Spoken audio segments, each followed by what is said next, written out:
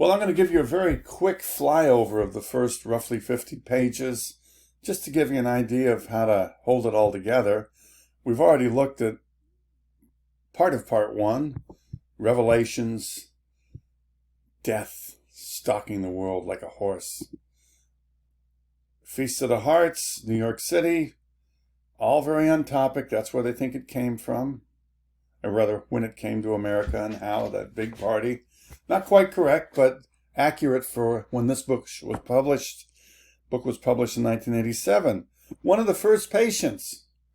Very good. Goethe Rask. And along with it, the Ebola. How doctors really go in and, no matter what people say, take the necessary actions to save lives. This will echo later in the book, when doctors who do that are excoriated by members of the gay community. How dare you tell us what to do with our bodies? So lots of misunderstanding, all of it human, and some more information about Goethe Rask. Slowly her symptoms accumulate. They'll be exactly like the symptoms, practically, not in all cases, of the people we meet in the next chapters. And so we end with that. And then here, interesting foreword here. All history resolves itself quite easily into the biography of a few stout and earnest persons. May not be true, but many people have influence. And all of the ones in the next part have a lot of influence on this disease here. So Bill Krause, West Coast gay activist, congressional aide, very significant. Gayton Dugas will be one of the most villainized people in the entire epidemic. Keep an eye on him. Dan William, a doctor. David Oistro, another doctor. All of these gay physicians are going to be some of the first people to be aware of the new constellation of symptoms affecting their gay patients. And so as we move through this, he talks about before, the exuberance, gay liberation, and all of the people he mentions here are going to be very significant. Bill Krause, Cleve Jones, they're all really essential. And I'm looking at the population here, if I can get this thing to scroll right, of, let's say, 70,000 gay votes. Well, if 20% are infected in 1980, that also means you've got about 14,000 people in San Francisco infected with HIV and having no idea that they have it, much less that they spread it, because the virus hasn't been discovered yet. So it's really kind of a tragic time. More on Bill Krause again, and his activist role in the Democratic National Committee. We just have the DNC this week as well. So he would be part of helping create the gay platform. Back to the parade, 375,000 people. Life is a big party. Gay people are politically active, and hey, guess what? They're donating blood because it's a civic thing to do. How's that for irony, with 14,000 carrying HIV? So lots of really big undercurrents here. And then back into the party, the sense of everything is so wonderful and fun and liberation is working. She uses a great idea of being on top of a Ferris wheel, and here, clunk, clunk, it hits the ground, and the next three words, a new disease. So we're moving. We're no longer in the sky, and this moves pretty quickly. All of these doctors, David Ostro, I'm going to fly over here. I don't want to get tangled up. Every single paragraph is worth a lot of discussion. I'm just trying to give you a sense. Dan William, New York City, of whom he's introducing. Kind of a mixture of things, the commercialization of gay sex, the skyrocketing STDs, the kind of sex obsessiveness which Schultz thinks is, well, half crazy. So does Larry Kramer. We'll meet him in a few pages. Is that, why are we thinking only of sex? Shouldn't it be more about, people loving each other and committed to each other and, I would say, providing that home base? More like Pete Buttigieg and his lover Chasten, not this crazy sex club thing. So again, Ostro, Williams, all of these are very key gay doctors, and they were some of the first to notice the patterns. It's no surprise gay people are more comfortable going to a gay doctor, especially when they're talking about those venereal embarrassments, so the STDs. And so these are some of the first people to really see what's going on. You've got Chicago with Ostro, you've got New York with Dan William, and then we're going to start meeting some of their patients. And Mervyn Silverman, he's a bad guy. We'll get to him. Back to Gayton Dugas. You have to pay attention to him. He's going to be a fascinating character, and we'll look at him a lot in one of our subsequent essays. Really interesting character. He makes for quite a tale.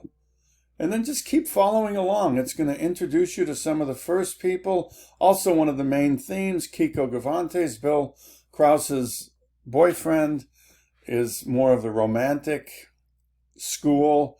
And Bill Krause is, at least at this time, of all sex is good. And Kiko doesn't think all sex is good. In fact, some of the sex he sees here, he thinks is quite weird. And he's wondering why anybody would want to do that. And so there is kind of a nitty-gritty focus on sex. I don't think it has a lot to do with AIDS, because all of this weird stuff, fisting, oral anal contact, is not the way it's spread. But it does illustrate a community that in Schilt's mind, and many people's minds, has lost its bearing and become kind of sexually unhinged. New York, Larry Kramer, very significant player.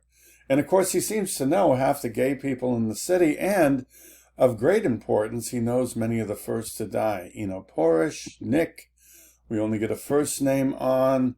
Paul Popham will be another one who will play a very significant role. And all of these people are either some of the first to become ill or some of the main characters. Larry Kramer, I'll just leave the paragraph without reading it, too many F-bombs, but he's more like Schiltz, what have we lost our minds? And so we continue meeting more and more people. Larry Kramer's very unpopular because he did the horrible thing of criticizing gay people for having too damn much sex and not much else. So he's really quite unpopular at that time.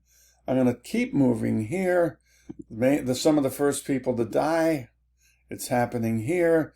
Back to national politics, which will make a big difference. But again, it's such a tangle to get into. That alone could take an hour and a half of unpacking and discussion. Don't want to do it.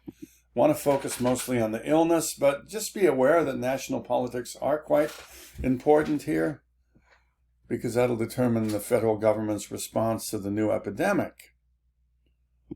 So the Ronald Reagan very famously won in 1980, and that would change the course of the epidemic quite significantly, and not in a good way. So back to the patients. Nick, what's going on? The doctors don't know, but a psychic does. Toxoplasmosis, something all of us are exposed to on a daily basis, but we're healthy, and our bodies fight it off. We're constantly in a battle with microbes, but when you have a healthy immune system, the body wins. So more deaths, off to Copenhagen. More deaths, some of the first ones. Some good information on Pneumocystis carinii, well worth keeping track of, because it's basically an unknown disease in healthy people, so they couldn't figure out what was going on with it. And again, more illnesses, more connections into Paris, some of the first cases. All of these doctors mentioned are going to be either the discoveries of the virus itself, or at least some of the first to know something bad's going on. So these are the first people to really figure out, oh my God, this is a disaster coming. Here's another one down here. Mrs. Lobenstein. And then we have Gayton Dugas again, San Francisco's first case. Selma Dreetz, public health official. famously saying at the end of this section that if something new gets loose here, we're going to have hell to pay. Well, what she doesn't know is it's already there. She's just looking at the profound increase in sexually transmitted disease. So we're off in Greenwich Village with Gayton Dugas and Jack Now. And then back to another one of the first deaths. And another one of the first deaths in New York. And Michael Gottlieb, the first one to discover the condition we now know as AIDS. Very famous. It's about 7 months away. But right now, you'll get why he's the first one to publish on this. Because he's got some patients that confuse him, and he's an immunologist, so he can kind of dig deep. And back to national politics, again, not the central focus, but worth keeping in the background. And then more death. Another case in San Francisco. Kind of an emphasis on the lifestyle. Very, very, very, very, very, very sexually active. But at the same time, by the time the disease is being characterized as something that happens to very sexually active people, you really only have about a 1 in 5 roll of the dice to get it by 1980. And most of those people infected look perfectly healthy and may not even be that promiscuous. So when Ken got the disease, probably, 1975 or 6, you really had to get around. But because only 1 in 100 had it. But by 1980, it's 1 in 5. So it's really fascinating and well worth considering here how the first victims mischaracterized the disease. More to Gayton Dugas, Ken Horn, sicker and sicker, Joel Weissman, who will talk with Dr. Gottlieb down in Los Angeles. What's going on here? And we've Rick Welikoff finally dying, unfortunately. Another one of the first to see what's going on, Dr. Donna Mildvan, really, really important, who connects with Dan William, whom we've met earlier, and they see the pattern and conclude years before a virus is discovered, there's a new disease going around in homosexual men. So I just want to remind you, all of these people are the first to know. They're significant voices. And kind of follow their journey. Understand what it must have been like for them to realize, oh my God, I think something really horrible is unfolding. And that brings us to the end of the first stretch of the reading. I hope this helps orient you.